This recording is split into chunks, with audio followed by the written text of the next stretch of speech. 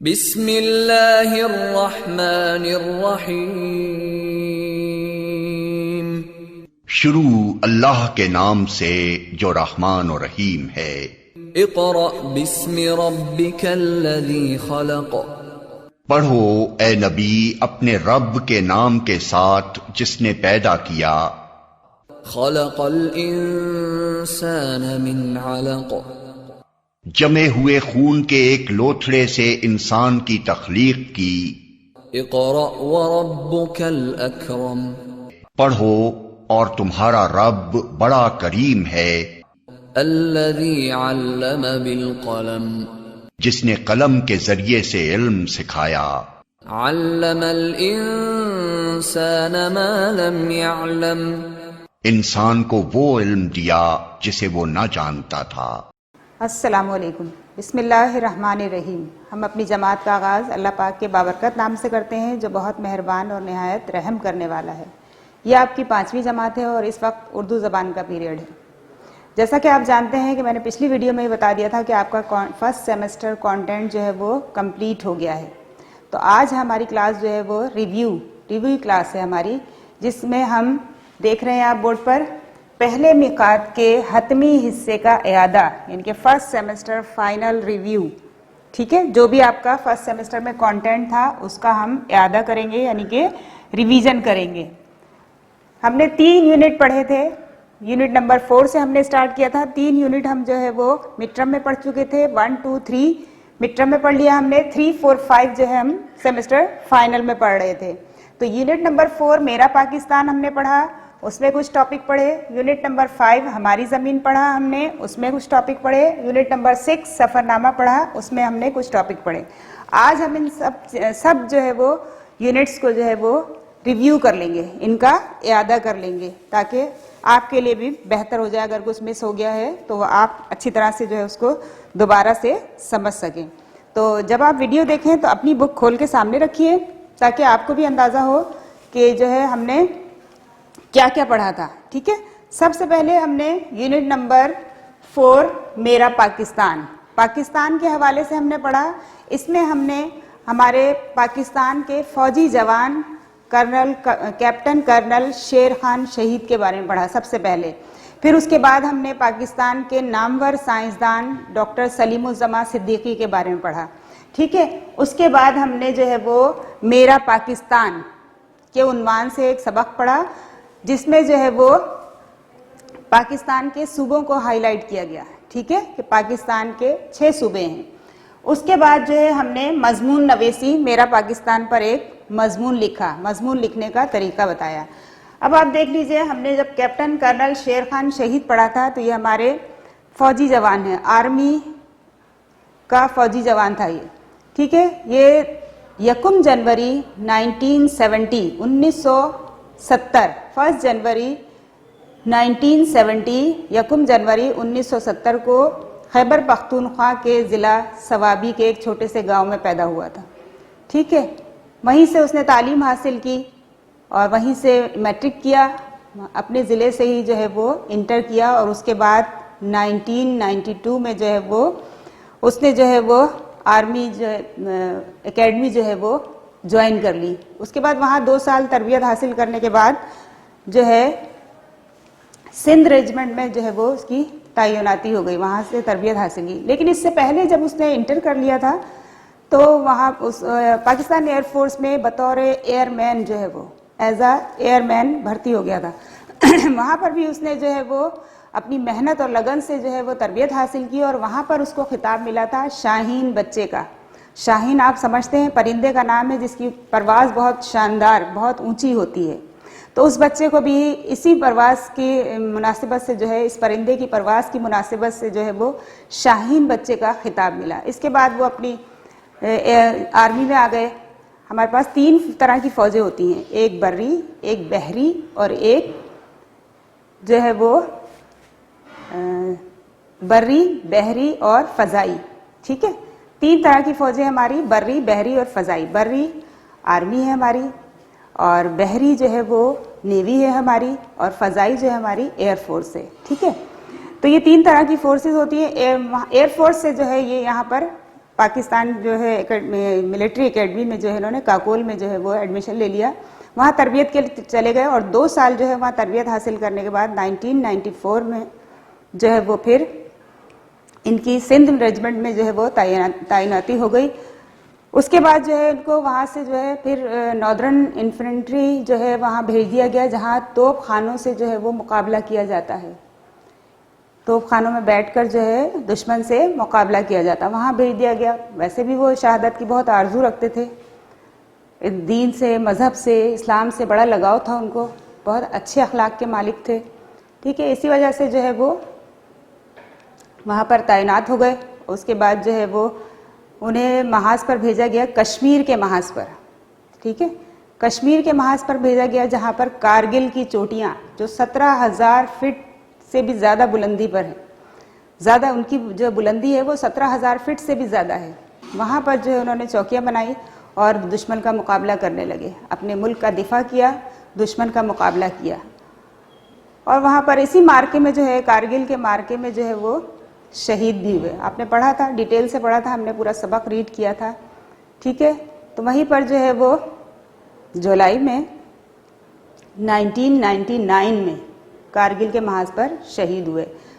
दुश्मन से लड़ते हुए बड़ी जमामर्दी से लड़े, दुश्मन का मुकाबला किया, उनको मुंह तोड़ जवाब दिया, अपने मुल्क का दिफा किया।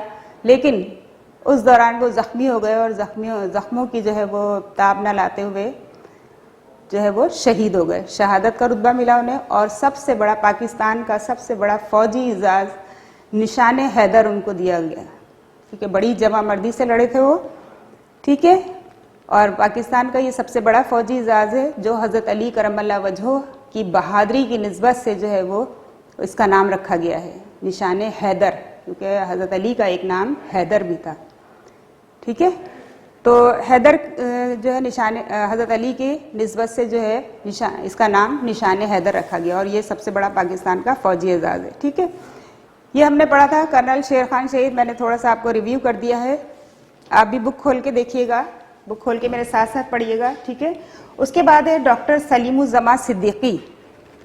ये भी पाकिस्तान के एक नामवर जो है वो साइंसदान हैं, जिन्होंने अपनी तहकीक से जो है साइंस में बहुत सारे इनकलाबात आए इनकी तहकीक से। ठीक है, और बहुत सी बीमारियों के इन्होंने इलाज भी दरियाफ्त किए, जिसकी वजह से जो है वो जिसकी वजह से इनको order of British empire OBC से नवाजा गया। ठीक है, रूस की साइंस एकेडमी ने इन्हें गोल्ड मेडल भी दिया, और फ्रैंकफर्ट यूनिवर्सिटी से मेडल, और पाकिस्तान से बहुत से एजाज़ात मिले, जिसमें सितारा इम्तियाज़, तमगा इम्तियाज़ और तमगा पाकिस्तान। ठीक है, और तीसरी दुनिया की साइंस एकेडमी के ये बुनियादी रुकन भी थे, मेंबर भी थे। ठीक है, और ये जो है वो 19 अक्टूबर 1897 में लखनऊ में पैदा हुए, वहीं से तालीम हासिल की। उसके बाद 1920 में जो है वो लंदन चले गए थे, यूनिवर्सिटी कॉलेज लंदन चले गए। वहाँ से उसके बाद जो है उन्होंने केमिस्ट्री में जो है वो केमिस्ट्री का जो है वो तालीम हासिल करने के लिए, इल्म हासिल करने के लिए जो है वो फ्रैंकफर्ट यूनिवर्सिटी जो है वो चले गए थे वहाँ से। उसके बाद उन्होंने वहाँ पर डॉक्टर ऑफ फिलासफी की सनद भी हासिल की। और इसके साथ साइंसदान होने के साथ साथ वो एक बहुत अच्छे मुसव्विर और शायर भी थे, यानी कि एक बहुत अच्छे पेंटर भी थे, जिनकी तस्वीर जो है वो पाकिस्तान, इंडिया के अलावा जो है वो जर्मनी में भी इसकी नुमाइश की गई। ठीक है, इंडिया के रहने वाले थे सारे, इंडिया में तो थी पाकिस्तान में भी उनकी नुमाइश हुई इनकी तस्वीरों की, और इसके अलावा जर्मनी में जो है वहाँ पर भी जो है इनकी तस्वीरों की नुमाइश हुई। इसके बाद जो है वो हिंदुस्तान वापस ज़ाहिर तालीम हासिल कर ली जो है। उसके बाद हिंदुस्तान, अपने वतन हिंदुस्तान वापस आ गए, और वहाँ पर जो है एक इंस्टीट्यूट, तिब्बी इंस्टीट्यूट जहाँ पर रिसर्च करते थे, वहाँ पर एक इंस्टीट्यूट तिब्बिया कॉलेज दिल्ली में हकीम अजमल की सरपरस्ती में इन्होंने कायम किया। ठीक है, यानी कि हिंदुस्तान वापस आने के बाद इन्होंने एक इंस्टीट्यूट कायम किया, तिब्बिया कॉलेज दिल्ली में। हकीम अजमल खान की, बहुत मशहूर हकीम हैं, उनके सरपरस्ती में जो है वो इंस्टीट्यूट कायम किया। हकीम साहब के इंतकाल के बाद फिर जो है वही Indian council of science of सनती तहकीक में काम करते रहे। 1951 में पाकिस्तान के पहले वजीर आजम लियाकत अली खान की दरख्वास्त पर पाकिस्तान तशरीफ लाए 1951 में, और यहाँ पर आकर उन्होंने हुकूमत पाकिस्तान की इजाज़त से जो है वो Pakistan council of industrial and scientific research PCISR कायम की, जिसका मरकज कराची में था। 1966 में वो वहाँ से रिटायर हो गए और कराची यूनिवर्सिटी में Haji Ibrahim Jamal institute of chemical research HEJ कायम किया और 1990 तक वहाँ रहे। ठीक है, आपको बताइए ये अभी भी जो है वो मौजूद है, जहाँ पर अभी भी रिसर्च का काम जारी और सारी है। उसके बाद जो है डॉक्टर साहब की एक बहुत ख़ास जो है वो तहकीक नीम के दरख्त पर थी, जिसमें उन्होंने साबित किया कि नीम के पत्तों में जो है वो जरासीम मारने की सलाहियत अल्लाह पाक ने रखी है। ठीक है, उससे दवाओं में भी बहुत इस्तेमाल हुआ वो, और उसमें उसके पत्तों में जो है वो उन्होंने रिसर्च से साबित किया कि अल्लाह पाक ने ऐसी सलाहियत रखी है जिससे जरासीम मारने में मदद मिलती है। ठीक है, और उन्होंने अपनी ज़िंदगी के 65 साल पेड़ पौधों और जड़ी बूटियों की रिसर्च पर, तहकीक पर जो है वो सर्व किए। अपनी ज़िंदगी के 65 साल उन्होंने इस काम में सर्व किए, जड़ी बूटियों पर तहकीक की, पौधों पर, पेड़ पौधों पर तहकीक की। ठीक है, उसके बाद जो है वो माशाल्लाह काफ़ी लंबी उम्र 1897 से 1994 में उनकी जो है 1897 उनकी पैदाइश है और उनका जो इंतकाल हुआ 1994 में। ठीक है, और आप देखें कि 90 तक जो है वो काम करते रहे। सिर्फ 4 साल उनके लास्ट के ऐसे गुजरे जब उन्होंने यानी कि इन चीज़ों से दूर हो गए। जाहिर है उम्र इतनी हो गई थी तो बीमार रहने लगे। उसके बाद 14 अप्रैल 1994 को कराची में ही इंतकाल कर गए। ठीक है, उसके बाद आप देखिए हमारा सबक था मेरा पाकिस्तान। मेरा पाकिस्तान में हमने पढ़ा था कि शीरी की क्लास में जो है वो, शीरी के स्कूल में जो है वो एक पाकिस्तान से मुताल्लिक एक मुकाबला जो है वो मुनक्किद हुआ। मुख्तलिफ जमातों के तुलबा उसमें हिस्सा ले रहे थे और शीरी की जमात को जो मौजू मिला था वो था पाकिस्तान के लोगों का रहन सहन और सकाफत। तो शीरी की जमात के बच्चों ने जो है बड़ी मेहनत की, बड़ी तवज्जो और लगन से, मेहनत से उन्होंने तमाम चीज़ें जो है वो इंटरनेट से और इधर उधर से सर्च करके हासिल की। ठीक है, लाइब्रेरी से, किताबों से, इंटरनेट से सर्च करके हासिल की और एक गुलदस्ते की तरह पाकिस्तान को पेश किया। पाकिस्तान को एक गुलदस्ता बनाया जिसमें उन्होंने 6 सूबों को फूलों की तरह जो है वो सजाया, तो जिससे हमारे वतन की खूबसूरती अच्छी तरह जो है वो नुमाया हुई। सबसे पहले उन्होंने रखा बलूचिस्तान को, फिर सूबा पंजाब को, फिर सूबा सिंध को, फिर जो है वो जन्नत नज़ीर कश्मीर हमारा, उसके बाद खैबर पख्तूनख्वा और उसके बाद गिलगित बल्तिस्तान। ठीक है, इन 6 जो सूबों को फूलों की शक्ल में पाकिस्तान के गुलदस्ते में सजाया और वहाँ के लोगों की रहन सहन और सकाफत के बारे में हमें बताया। उसके बाद हम देखेंगे यूनिट नंबर 5 हमारी ज़मीन। ज़मीन का तारुफ हम इंट्रोडक्शन में करवा दूँ आपको, पहले भी हम कर चुके हैं, पहले भी आप सुन चुके हैं इस बारे में कि ज़मीन एक सैयारा है। ठीक है, जो सूरज के गिर्द गर्दिश कर रहा है। आपको मैंने पहले भी बड़ी डिटेल से बताया था कि जिस सूरज जो है वो, ज़मीन जो है सूरज के गिर्द 24 घंटे में अपना सफ़र मुकम्मल कर लेती है और वो इसी तरह 365 दिन में जब अपना चक्कर मुकम्मल करती है तो 1 साल कंप्लीट हो जाता है। हमारा जो एक दिन का सफ़र होता है ज़मीन का, वो होता है 24 घंटे में वो है सफ़र मुकम्मल कर लेती है। ठीक है, तो इसी तरह एक महीने का जो सफ़र होता है उसके 6 घंटे ज़्यादा होते हैं। इसीलिए जो है वो हर 4 साल के बाद जो है वो लीप ईयर आ जाता है, जैसे फ़ैब में जो है वो 29 डेज हो जाते हैं। ठीक है, तो ये मैंने आपको बताया था कि ज़मीन जो है वो सूरज के गिर्द किस तरह से गर्दिश कर रही है, किस तरह से दिन और रात हो रहे हैं और किस तरह से महीने, हफ्ते, दिन और जो है वो साल जो है वो मुकम्मल हो रहे हैं। हमारे साल में 365 दिन होते हैं। अच्छा, उसके बाद ज़मीन के हमने इसमें पढ़ा था अहले ज़मीन अदालत आलिया में।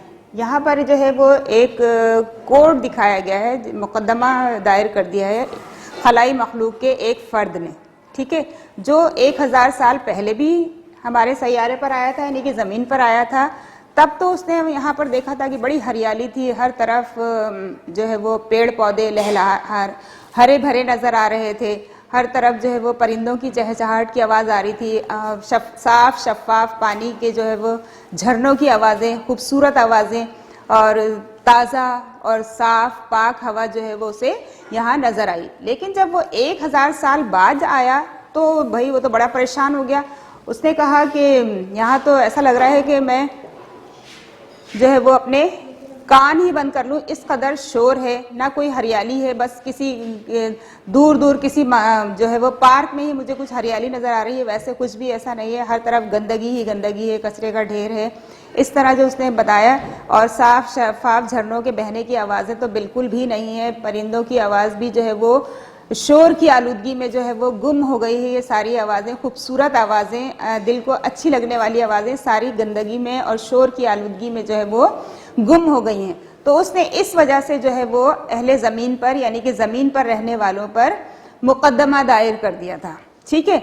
और हमारी फिर जो है आलूदगी के बारे में बताया उसने कि आलूदगी जो है हर तरह की आलूदगी है, शोर की आलूदगी है, ज़मीनी आलूदगी है, फ़ज़ाई आलूदगी है, आबी आलूदगी है, ठीक है। और उसने फिर जो है वो जज साहब ने भी इसको जो है वो रियलाइज़ किया कि हाँ इस तरह से है, और उन्होंने ये फैसला दिया कि इनको कम करने के लिए, तमाम आलूदगियों को कम करने के लिए जो है वो जल्द से जल्द इक़दामात किए जाएं, यानी कि जल्द से जल्द जो है वो इंतज़ामात किया जाए कि इस आलूदगी पर जो है वो काबू पाया जा सके। यानी कि अगर हम ज़्यादा से ज़्यादा दरख्त लगाए जाएं, जो हमारा खेती बाड़ी, जो हमारे कारखानों का जो गंदा पानी है, इस्तेमाल शुदा पानी है, वो हम खेती बाड़ी में ज़मीन को ज़रख़ेज़ करने के लिए इस्तेमाल करें, हम एक सिस्टम बनाएंगे तो होगा ना सब कुछ। अब बस उन्होंने कहा था कि काम चला रहे हैं, ज़मीन वाले कह रहे थे कि हम अपना काम चला रहे हैं, तो काम चलाने वाले लोग तो कभी भी कामयाब नहीं होते जब तक आप एक सिस्टम नहीं डालेंगे, ठीक है ना। एक सिस्टम बन जाए तो उस सिस्टम से हर चीज़ चल रही होती है, लेकिन अगर काम चलाना है तो फिर तो इधर उधर गलत काम हो रहे होते हैं। जिस तरह से कारखानों का गंदा पानी, इस्तेमाल शुदा पानी जो है ये नहरों में, दरियाओं में और समंदरों में छोड़ देते हैं, तो बिल्कुल गलत है ना। ये आबी हयात के लिए ख़तरा हो जाते हैं। हमारी जो आबी हयात है, पानी में जितने भी जानवर हैं उनके लिए ये सब खतरा हो जाता है, ठीक है ना। तो इस तरह से पानी की आलूदगी भी है, आबी आलूदगी जिसे कहते हैं। फिर इसी तरह जब हम कचरा वगैरह जला रहे होते हैं, या कोई कारखानों का धुआं है, गाड़ियों का धुआं है, ट्रैफिक का धुआं है, तो ये सब जो है वो फ़ज़ाई आलूदगी का सबब बनता है। और जो हम कचरा फेंक रहे हैं, गंदगी फेंक रहे हैं ज़मीन पर, वो ज़मीनी आलूदगी का मसला हो जाएगा उसमें। तो जज साहब ने भी यही कहा कि इनको इन आलूदगियों से बचाने के लिए जल्द से जल्द इक़दामात किए जाएं। और जो लोग काम चलाने वाला काम करते हैं वो कभी कामयाब नहीं होते, वो कभी सिस्टम पर नहीं आते। सिस्टम को बनाया जाता है और फिर उसको फॉलो किया जाता है। तो उनका भी मेरे ख्याल से यही फैसला होगा, क्योंकि इन्होंने फैसला नहीं बताया इसमें, मेरे ख्याल से और आपके ख्याल से भी यही फैसला होगा कि इन सब चीज़ों को जल्द से जल्द रोका जाए और एक सिस्टम बनाया जाए, ताकि इन आलूदगियों में जो है वो कमी आ सके। शोर इतना है कि शोर की आलूदगी है, लेकिन अगर हम दरख्त ज़्यादा से ज़्यादा लगाएंगे तो वो शोर को थोड़ा कंट्रोल करेंगे, ठीक है। इसके बाद हमने पढ़ा था दरख्वास्त, ठीक है। दरख्वास्त ऐसी तहरीर जिसके ज़रिए कोई शख्स अपनी ज़रूरत उस काम के ज़िम्मेदार शख्स से बयान करता है, वो दरख्वास्त कहलाती है। जैसे अगर आपको स्कूल में ज़रूरत पड़ गई कि आपको शॉर्ट लीव चाहिए, या आपको कोई सर्टिफिकेट चाहिए, या आपको कोई मसला है, आपको बुखार है, या आपकी तबीयत ख़राब हो गई है, तो आप फ़ौरन जो है अपने प्रिंसिपल के पास जाते हैं एक एप्लीकेशन लेकर, और उसमें अपना मकसद बयान करते हैं, ठीक है ना, कि मेरे साथ ये मसला हो गया। तो क्योंकि मसला उस काम के ज़िम्मेदार वही प्रिंसिपल हैं स्कूल के, या और कहीं किसी जगह आप एप्लीकेशन सबमिट करवा रहे हैं तो उस काम के ज़िम्मेदार को आप सबमिट करवाएंगे। लेकिन हम एक जनरली सी बात कर रही हूँ, मैं मिसाल दे रही हूँ कि स्कूल में अगर कोई मसला हो जाता है हमारे साथ, तो हम फ़ौरन अपने प्रिंसिपल के पास जाते हैं और अपना मसला बयान करते हैं, तहरीरी तौर पर भी और ज़बानी तौर पर भी। तहरीरी तौर पर बयान होता है तो उससे अप्रूवल मिलती है और हम जो है वो उस मसले को हल कर लेते हैं, ठीक है। तो यही दरख्वास्त है। दरख्वास्त लिखना मैंने आपको बता दिया कि ऐसी तहरीर जिसके ज़रिए कोई भी शख्स जो है वो उस काम के जिम्मेदार से को जो है वो अपना मसला बताता है, अपना मसला बयान करता है, वो दरख्वास्त कहलाती है। और आप दरख्वास्त मेरे ख्याल से लिखते हैं और आपको पता है कि आप दरख्वास्त कैसे लिखेंगे। ठीक है, दरख्वास्त लिखने का भी वही तरीका है, वही आदाब है जिस तरह ख़त लिखने के आदाब है।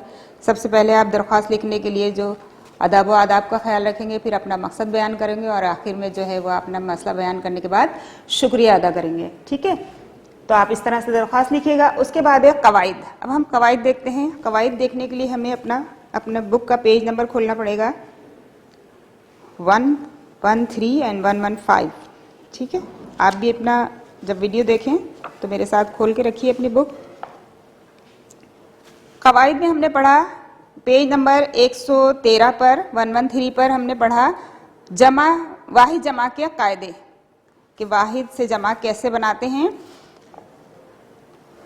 ठीक है, जुमलों में हुरूफ रब्त मसलन ने, के, का, की, को, पर, से, तक में इस्तेमाल करते हुए वाहिद की जमा में वाव और नून गुन्ना लगाया जाता है। ठीक है, मुज़क्कर अल्फाज है तो जो है मुज़क्कर अल्फाज मसलन लड़के खेल रहे थे तो लड़कों ने क्रिकेट खेली, बड़ी ये हटाकर वाव नून गुन्ना लगाई जाती है। मुअन्नस अल्फाज है तो लड़कियां खेल रही थी, लड़कियों ने हॉकी खेली, अलिफ नून गुन्ना हटाकर वाव नून गुन्ना लगाई जाती है। ठीक है, इसी तरह नीचे देखिए आप बाज़ अल्फाज ऐसे होते हैं जिसको हम जमा नहीं बना रहे होते। वैसे अगर शहरों की मैं जमा आपको बनाने को दूं तो आप बनाएंगे शहरों, ठीक है ना। लेकिन मैं कहूं कि पाकिस्तान के कई शहर ऐसे हैं जो बहुत तरक्की कर चुके हैं। मैं शहरों नहीं कहूँगी, शहर कहूँगी, ठीक है ना। लेकिन इसको अगर हम किसी दूसरे जुमले में इस्तेमाल कर रहे हैं तो हम इसको किस तरह से कहेंगे? कुछ शहरों में अभी तक तरक्की नहीं हुई है ना, ऐसे कहेंगे। लेकिन मैं जब अगर इसी तरह कोई जानवर खड़े हैं, बैल खड़े हैं, फर्ज कर ले बैल खड़े हैं, तो मैं कहूँगी कितने 4 बैल खड़े हैं, है ना। 4 बैलों खड़े हैं नहीं कहूँगी मैं, 4 बैल खड़े हैं, 4 जानवर खड़े हैं, ठीक है। लेकिन इसको हम दूसरी तरह से जुमले में इस्तेमाल करेंगे तो हम कहेंगे बैलों का रेवड़ आ रहा है, ठीक है ना, बैलों का हुजूम है, इस तरह से कहेंगे हम। जुमले की मुनासिबत से हम इसको चेंज कर लेंगे, ठीक है, कि हमें किस तरह से जमा बनाना है। अब देखिए थोड़ी सी इसमें एक्सरसाइज भी दी हुई है आपको। दिए गए जमा अल्फाज के जुमलों में ज़रूरी तब्दीली करके दोबारा लिखिए। सामने से बकरों का रेवड़ आ रहा है, बकरे आगे आपको लिखा है बकरे, ब्रैकेट में दिया है बकरे, तो ऐसा नहीं है, हम जुमले की मुनासिबत से उसको चेंज कर लेंगे। बकरों का रेवड़ आ रहा है, ठीक है। मुझे अपनी डैश की किताब बहुत पसंद है, कहानी की जमा कहानियाँ होगा, कहानियों होगा, ठीक है ना। तो हम यहाँ पर चेंज करते हुए मुझे अपनी कहानियों की किताब जो है वो बहुत पसंद है। इसी तरह देखिए अभी मैंने बैल की मिसाल दी थी कि 4 भी बैल खड़े होंगे, 6 भी खड़े होंगे, तो हम यही कहेंगे 6 बैल खड़े हैं। जानवर होते हैं ना, बैल, गाय, बैल, तो हम कहेंगे 4 बैल खड़े हैं। लेकिन हम जुमलों में इस्तेमाल करेंगे तो बैलों ने खेत में हल चलाया, है ना। 2 बैल मिलकर जो है वो खेत में हल चला रहे होते हैं, उनके पीछे लगा होता है फर्टिलाइज करने के लिए ज़मीन को, ठीक है।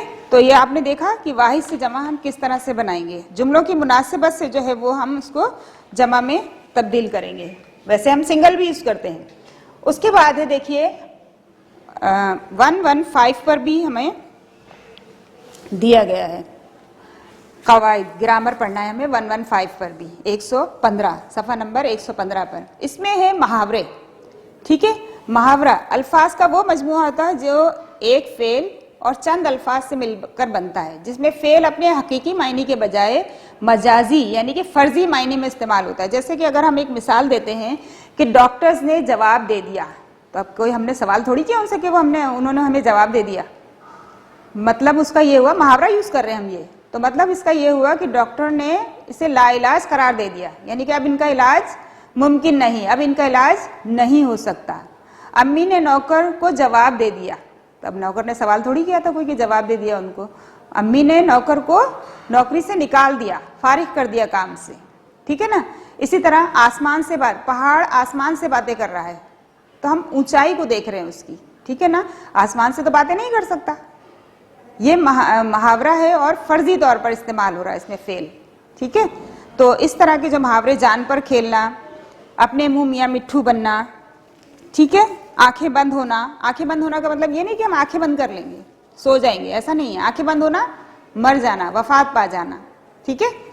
इस तरह से ये मुहावरों में इस्तेमाल होते हैं, अपने हकीकी मायनों में इस्तेमाल नहीं होते हैं। आंखें दिखाना यानी गुस्सा करना, ठीक है, गुस्से से आप किसी को देख रहे हैं तो आप कोई कहेगा आपसे कि आंखें दिखा रहा है मुझे, ठीक है ना। इसी तरह आग बगोला होना। अब आग बगोला होना, आग का बगोला तो नहीं हो सकते ना, आग बगोला होने के शदीद गुस्से में आना, ठीक है। इसी तरह जो है वो अपने मुंह मियाँ मिट्ठू बनना, यानी कि अपनी तारीफ आप करना, बातों में आना, किसी के धोखे में आ जाना, किसी की साजिश का शिकार हो जाना, ठीक है। हक अदा करना यानी कि बदला देना, किसी के काम का बदला देना। अगर आपसे किसी ने बहुत अच्छी तरह बर्ताव किया है तो आप भी उसके साथ बहुत अच्छा बर्ताव करेंगे, तो ये है हक अदा करना, ठीक है ना। जिस तरह से हम अपने वालिदैन की मोहब्बत का हक अदा नहीं कर सकते, हम इसी तरह से जुमले में बोलेंगे, ठीक है। तो इस तरह से इन्होंने जुमले भी बनाने को दिए हैं और यकीनन आपने बना लिए होंगे। इसके बाद है इश्तिहार लिखना।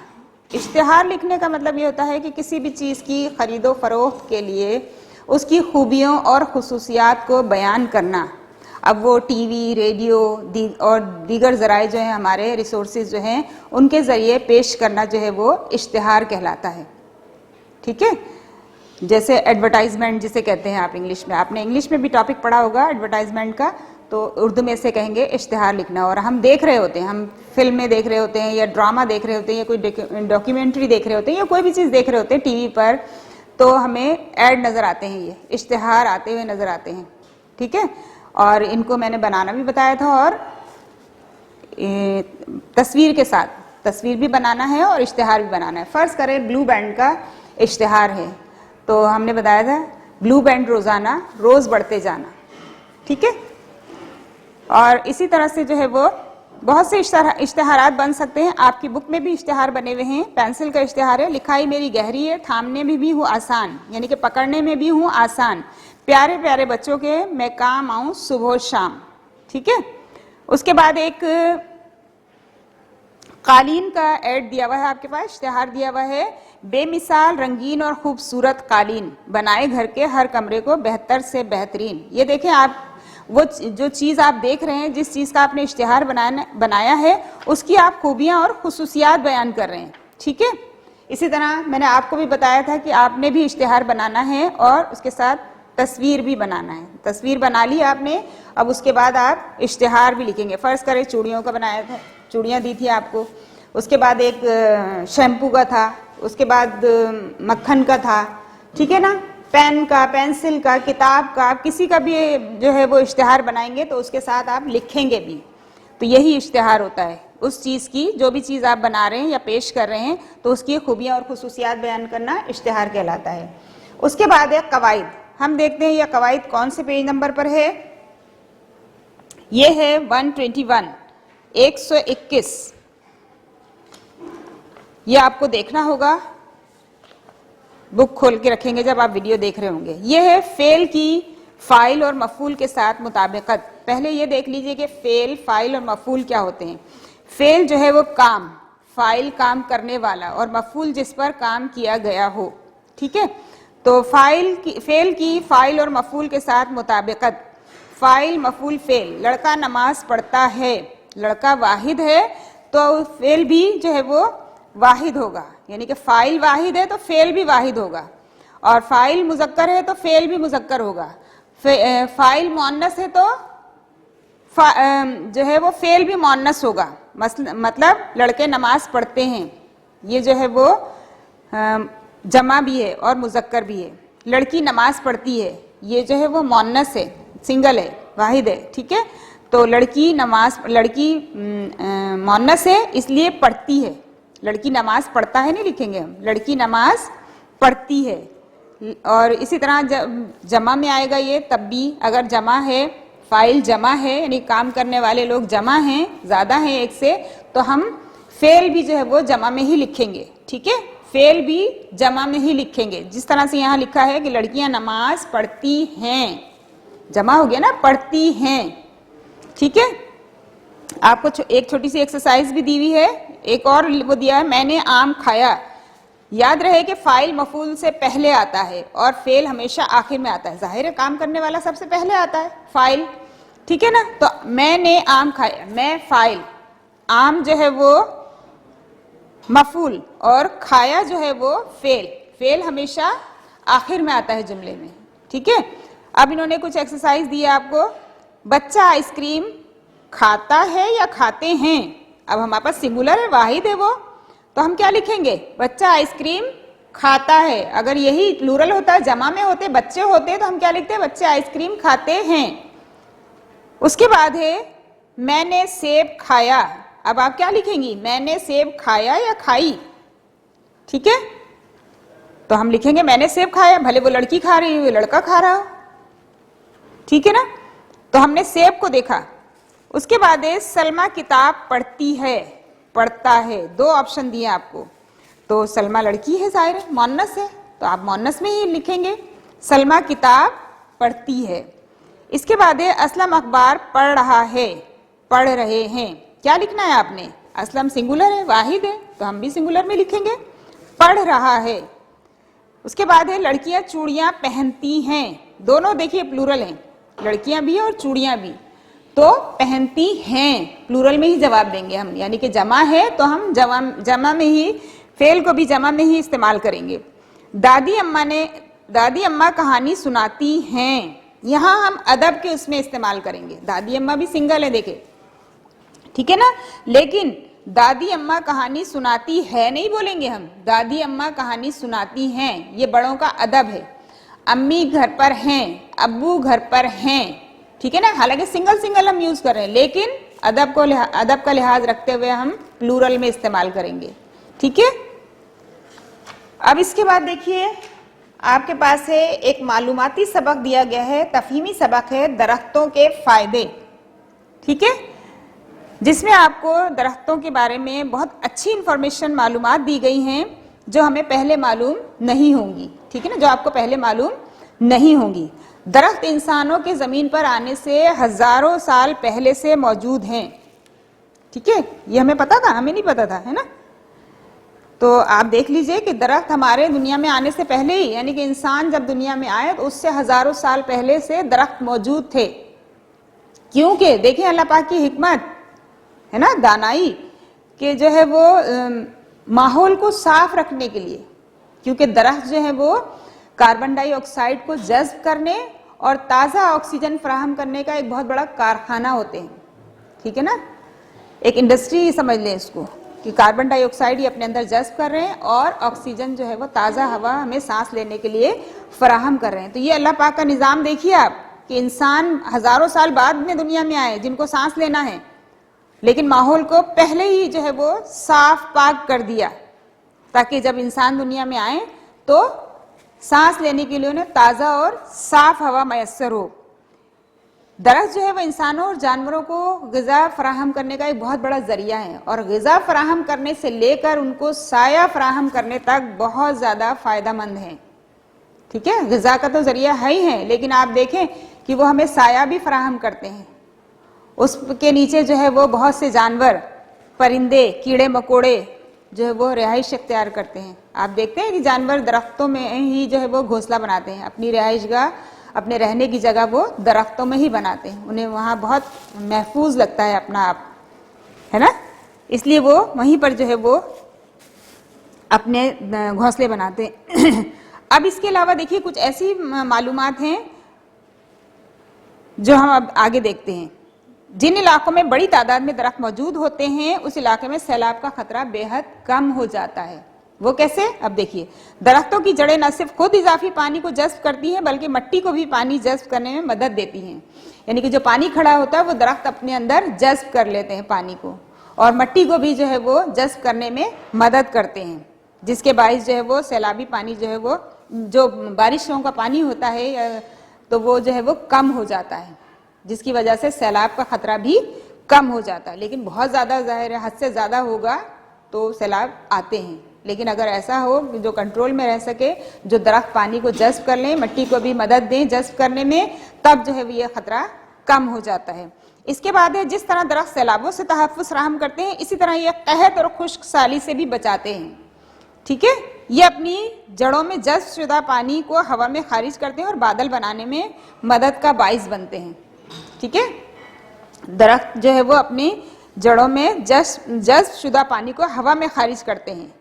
जिस तरह पानी अगर ऐसा गिरा हुआ होगा कहीं, फैला हुआ होगा कहीं, तो वो जो है वो बुखारात की शक्ल में ऊपर की तरफ उड़ जाता है। तो इसी तरह ये भी जो है वो इस बादल बनाने में मदद करते हैं, जिसकी वजह से कहत नहीं होता, खुश्क साली नहीं आती। खुश्क साली यानी कि जब बिल्कुल ज़मीन खुश्क हो जाए और कुछ भी जो है वो उसमें ऐसी सलाहियत ही ना रहे जो कुछ उग सके उस पर।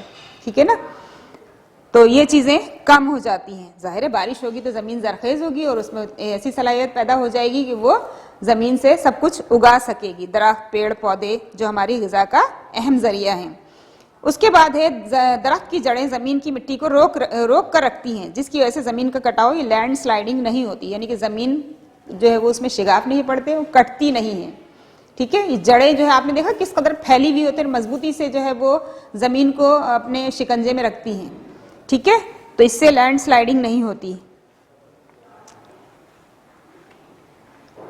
और इसी तरह ज़मीन को ये बंजर नहीं होने देते, ये मुसलसल ज़मीन जो है ज़मीन को जो है वो पानी फराहम करते रहते हैं, ज़मीन और मिट्टी को जो है वो पानी फराहम करते रहते हैं, जिसकी वजह से ज़मीन की ज़रखेज़ी में इजाफा होता रहता है। ठीक है, और इसके बाद जो है ये हम देख रहे हैं कि दरख्तों की लकड़ियों से हम किस तरह से जो है अपने घर की ज़ेबाइश और आराइश करते हैं और घर का जो है वो सामान जो है वो बनवाते हैं, जैसे फर्नीचर है, दरवाजे हैं, खिड़कियां हैं। ठीक है, ये सब चीज़ें हम लकड़ियों से बनवाते हैं, लेकिन अब हमें ख्याल रखना चाहिए कि दरख्त ज़्यादा से ज़्यादा उगाए जाएँ और जो दरख्त हैं उनकी हिफाजत की जाए। और ये जो हम चीज़ें इस्तेमाल कर रहे हैं फर्नीचर, ये हम देखें कि दूसरे मटेरियल से हम इस्तेमाल कर बना लें इसको और उसको इस्तेमाल करें। ठीक है ना, लकड़ी को हम, दरख्तों को हम महफूज रखें, दरख्तों की हिफाजत करें। इसी तरह से जो है वो इनकी शाखें, पत्ते, तने, ये सब कुछ हमारे लिए किसी ना किसी तरीके से फ़ायदेमंद होते हैं, दवाओं में भी जो है वो इस्तेमाल हो रहे होते हैं। तो इसलिए हमें दरख्तों का बहुत ख्याल रखना चाहिए। ठीक है, ताकि हमारा मुल्क जो है वो सरसब्ज़ और शादाब रहे और इसकी आबो हवा भी पाक साफ रहे। ठीक है, इसके बाद है आप बीती। ठीक है, आप बीती लिखना, आप बीती लिखना है। ठीक है, अब आपको दी हुई है एक कूड़ेदान की आप बीती। अब कूड़ेदान जो है वो अपने, आप बीती का मतलब ही यही होता है कि अपने ऊपर गुजरी हुई बात, वाकया, ठीक है, अपने ऊपर गुजरी हुई बात या कोई वाकया या कोई मसला, कोई हादसा जो आपके साथ पेश आया हो, आप उसको तहरीरी तौर पर लिखते हैं तो वो आपकी आप बीती हो जाती है।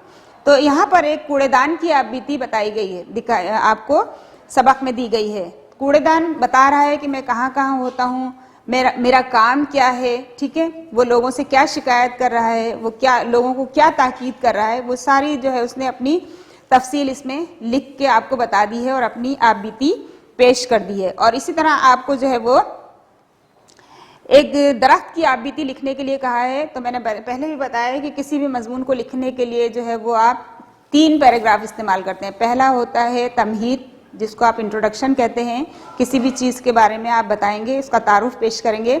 उसके बाद है मतन, मैटर, यानी कि असल जो मकसद है वो आपका, वो आप उसमें बयान कर रहे हैं, असल जो आपकी बात है, जो असल टॉपिक है आपका, जो असल उन्वान है वो आप उसमें बयान कर रहे हैं। और उसके बाद है इख्तिताम। ठीक है, इख्तिताम में आप एंड में अपनी राय, अपनी दरख्वास्त, अपनी गुजारिश, दुआ, ये सब चीज़ें जो है आप लिख सकते हैं। तो आपको एक दरख्त की आप बीती लिखना है। फ़र्ज़ करना है कि आप एक दरख्त हैं और दूसरे दरख्त से जो है तबादले ख्याल कर रहे हैं, यानी कि दूसरे दरख्त से आप बात कर रहे हैं, उसको बता रहे हैं कि हमारे क्या क्या फ़वाइद हैं। ठीक है, लोग हमारी किस तरह से जो है वो हिफाजत नहीं करते। ठीक है, वो गुजारिश भी कर रहे हैं, वो जो है वो दरख्वास्त भी कर रहे हैं कि हमारी हिफाजत की जाए ताकि हमारा मुल्क सरसब्ज़ और शादाब रहे। ठीक है, हमने इसमें जो है वो हमारी ज़मीन से मुतालिक ही टॉपिक पढ़े। अब हमारा यूनिट नंबर 6 शुरू होता है, जो है सफ़रनामा, यानी कि इसमें आपको, इसके तहत आप सफ़र पढ़ेंगे। एक है सिंगापुर की सैर, यानी कि एक फैमिली थी लंदन से आई हुई, वो जो है वो सिंगापुर की सैर के लिए आए थे। उन्होंने बताया कि सिंगापुर आने वाले जो है वो सेंटोजा जजीरे पर ज़रूर जाते हैं। ठीक है ना, तो उन्होंने अपनी पूरी सफ़र का हाल लिखा। सेंटोजा जजीरा, ये जो सिंगापुर है, ये है जजीरे में ही कंट्री है, एक छोटी सी कंट्री है जो हमारे इस्लामाबाद और मरी को मिला लें तो ये सिंगापुर बन जाएगा, ठीक है। तो उन्होंने बताया कि सिंगापुर में जो है वो सेंटोजा जजीरे पर ज़रूर जाते हैं। वहाँ पर उन्होंने एक और वो बताया कि वहाँ पर एक अजायब खाना है जिसमें मादाम तसाओ, जिनका म्यूज़ियम जो है वो लंदन में है, उनकी तरह जो है वो मुजस्समे बनाए जाते हैं। वहाँ पर एक स्लीपिंग ब्यूटी, एक गुड़िया बनी हुई है जो बिल्कुल ऐसा लगता है कि रियल है और सांस ले रही है। उसके नीचे एक मशीन लगी हुई है जिसके ज़रिए वो सांस लेती है और जो है वो ऐसा लगता है कि बिल्कुल हकीकी जो है वो शहजादी है वो, ठीक है ना। तो स्लीपिंग ब्यूटी आपको खूबसूरती उसमें दिखाई गई है, सोता हुआ हुस्न, ठीक है। वो वहाँ के लोग देखकर हैरान हो गए ये। और उसके बाद जो है वहाँ पानी का एक शो होता है जो म्यूज़िक पर फव्वारे की तरह जो है वो पानी को उड़ाते हुए दिखाते हैं उस शो में, ठीक है। तो वो देखकर भी ये लोग बहुत हैरान हुए। इसके अलावा वहाँ पर जो है वो अंडरग्राउंड ट्रेन में इनको बैठने का बड़ा शौक था, क्योंकि इन्होंने जो है वो सुना हुआ था कि जजीरे के नीचे जो है इन्होंने अंडरग्राउंड ट्रेन जो है वो चलाई है, ठीक है। तो ये सब चीज़ें जिसे MRT कहते हैं, जिसका मतलब है आवाम को एक जगह से दूसरी जगह तेज़ी से ले जाना। अब वो जजीरे में आप देखें कि ट्रेन चलाना किस कदर मुश्किल काम है। जजीरा, आप पानी का जजीरा सब समझते होंगे कि चारों तरफ पानी और बीच में एक छोटा सा खुश्की का हिस्सा है, उसमें उन्होंने ट्रेन चलाई। जाहिर है जब खुदाई की होगी तो चारों तरफ से पानी, लेकिन उन्होंने उसको जो है वो नामुमकिन चीज़ को मुमकिन बना दिया। और सिंगापुर के लोगों की लुगत में जो है वो हमने पढ़ा कि नामुमकिन का लफ्ज़ नहीं है, यानी कि उनका ये है कहना कि अगर किसी भी काम को मेहनत और लगन से किया जाए तो वो ज़रूर उसमें ज़रूर जो है वो इंसान को कामयाबी हासिल होती है। और यही इसी चीज़ को मद्देनज़र रखते हुए उन्होंने जो है वो अंडरग्राउंड जो है वो ट्रेन चलाई जजीरे में। आप खुद भी सोच सकते हैं कि बहुत मुश्किल तरीन काम था। उसके बाद है कवायद, ठीक है। कवायद हम देख लेते हैं कौन से पेज पर हैं ये।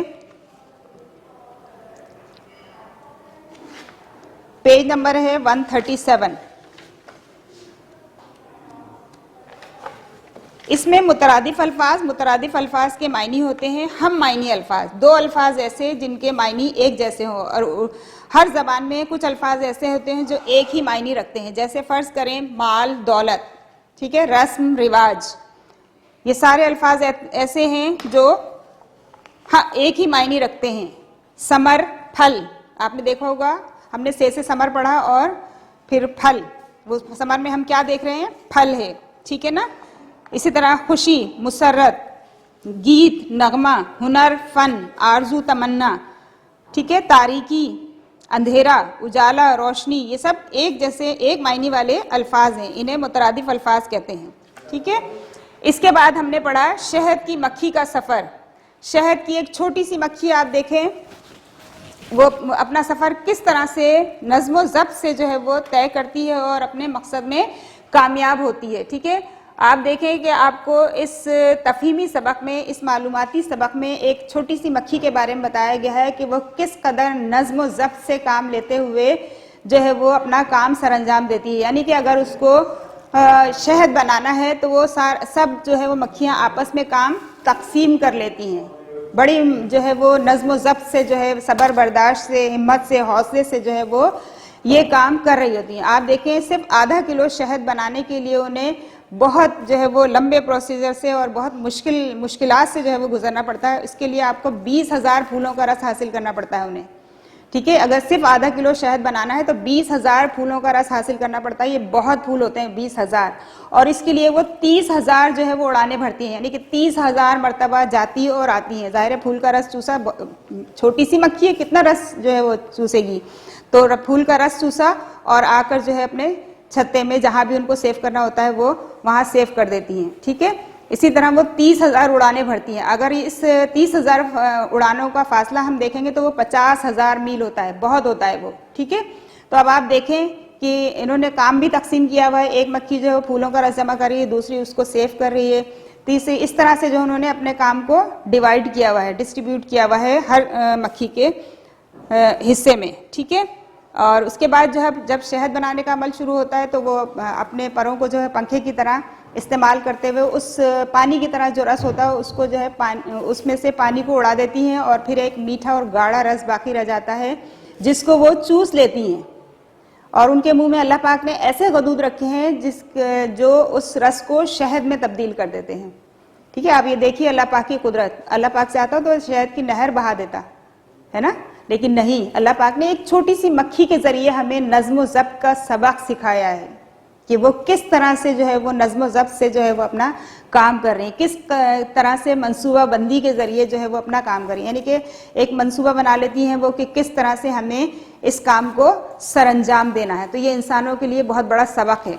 ठीक है, उसके बाद है नसर निगारी। हमने आखिर में पढ़ा था नसर निगारी। नसर निगारी मैंने पहले ही बताया, वो तहरीर जो नज़म की सूरत में ना हो नसर निगारी कहलाती है। जैसे कि मजमून लिखना, ख़त लिखना, दरख्वास्त लिखना, सबक लिखना, कहानी लिखना, वाक़या लिखना, पैराग्राफ लिखना, ये सब नज़म की सूरत में नहीं होते, अशार की सूरत में नहीं होते, ये नसर कहलाता है। हमारे बुक के दो हिस्से होते हैं, एक नसर और दूसरा नज़म। ठीक है, देखा आपने कि हमारी किताब में जो है दो हिस्से होते हैं, एक नज़मों का हिस्सा होता है, दूसरा सबक असबाक होते हैं उसमें। ठीक है ना, तो इसी तरह मैंने बताया ना कि नसर निगारी जो है वो जो तहरीर नज़म की सूरत में ना हो वो नसर निगारी कहलाती है। और निगारी नसर कहेंगे सबक को, या ऐसी तहरीर जो नज़म की सूरत में ना हो, सीधा सीधा लिखा गया हो, और निगारी कहते हैं लिखने को। ठीक है, तो नसर निगारी लिखना, कुछ भी लिखना, अब वो सफ़रनामा हो, आबीती हो, कहानी हो, वाक़या हो, पैराग्राफ हो, या कोई मजमून हो, कुछ भी हो, सफ़रनामा कहलाए, वो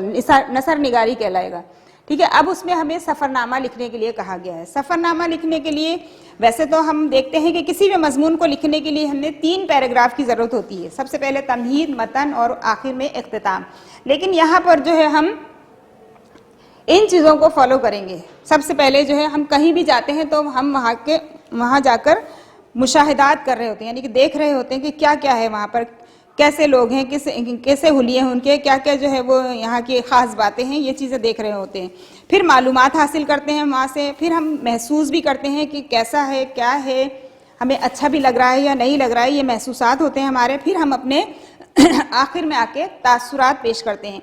तो हम जो है वो सबसे पहले कहीं भी अगर सफ़रनामा लिख रहे हैं, जैसे इन्होंने लिखा था सिंगापुर की सैर का, ठीक है, तो हम अगर किसी शहर का सफ़रनामा लिख रहे हैं, किसी मुल्क का सफ़रनामा लिख रहे हैं, अगर हम कहीं गए हों, वहाँ के हमने देखे हों हालात, ठीक है ना, हमने वहाँ के वाक़यात देखे, हालात देखे, हमने वहाँ मुशाहिदात किए, मालूमात की हमने वहाँ से, हमें क्या एहसास हुआ, क्या महसूसात हुए हमारी उस वक्त, क्या हमने महसूस किया, और उसके बाद हमारे जो है तासुरात हम पेश करेंगे। तो इसको भी हम 3 पैराग्राफ में ही ले आएंगे। ठीक है ना, सबसे पहले हम इंट्रोडक्शन देंगे, हम कहाँ गए, कैसे तैयारी की हमने, ये सारी चीज़ें। उसके बाद जो है हम वहाँ जाकर जो हमने क्या मालूमात हासिल की, क्या मुशाहिदात किए, हमें क्या महसूस हुआ, और फिर आखिर में आकर हम अपने तासुरात पेश करेंगे जो हम करते हैं। ठीक है ना, जिस तरह से हम इख्तिताम के लिए हम गुजारिश करते हैं, दरख्वास्त करते हैं, दुआ करते हैं, तो इसी तरह हम इसमें भी अपने तासुरात पेश करेंगे कि ऐसे नहीं, ऐसे होना चाहिए था, ऐसे होना चाहिए था। जो भी आपको सही लगे वो आप लिख सकते हैं उसमें। ठीक है, और अपनी जो है पूरी सफ़र का जो है आप बता सकते हैं कि मुझे इस सफ़र में जो है वो मेरे साथ क्या क्या वाक़यात हुए, ऐसा नहीं होना चाहिए था, क्या सही था, क्या गलत था, कैसा होना चाहिए था, ये सब आप अपने इख्तिताम में जो है वो लिख सकते हैं। ये आपने देखा आपके पूरे जो है वो फर्स्ट सेमेस्टर फाइनल कंटेंट का जो है वो रिव्यू हो गया है। हर टॉपिक को मैंने आपको फिर से जो है वो बता दिया थोड़ा थोड़ा सा कि क्या हमने पढ़ा था। ठीक है, ये कंप्लीट है। अब मैं आपको होमवर्क में यही दूंगी कि आप अपना वर्क कंप्लीट कीजिए। ठीक है, घर के काम में जो है मैं आपको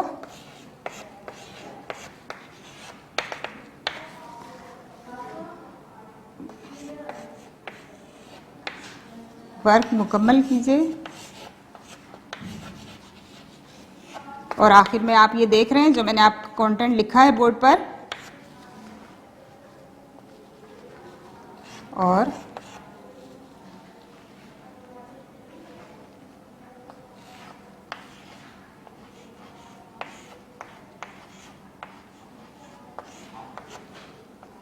कंटेंट बनाइए। ठीक है, और इंडेक्स भी बनाना है आपको, वो तो आप जैसे जैसे वर्क करते जाएंगे इंडेक्स जो है वो साथ साथ ही बनाते जाइएगा। इंडेक्स बनाना आप समझते हैं सब। किस तरह से आपको कॉपी के फर्स्ट पेज पर जो सबसे पहले टाइटल पेज पर अपना नाम वगैरह फिल करेंगे, सारी डिटेल देंगे, उसके बाद जो है वो इंडेक्स पेज आप फिल करेंगे। ठीक है, आप जैसे जैसे वर्क करते जाएंगे वैसे वैसे इंडेक्स आप फिल करेंगे। ठीक है, उसके बाद अपना वर्क आपका कंप्लीट होना चाहिए और कंटेंट आखिर में बना लीजिएगा ताकि आपको मार्क्स एंड रिमार्क्स दिए जा सके। ठीक है, उर्दू का वर्क आपका कंप्लीट हुआ। अल्लाह हाफिज़।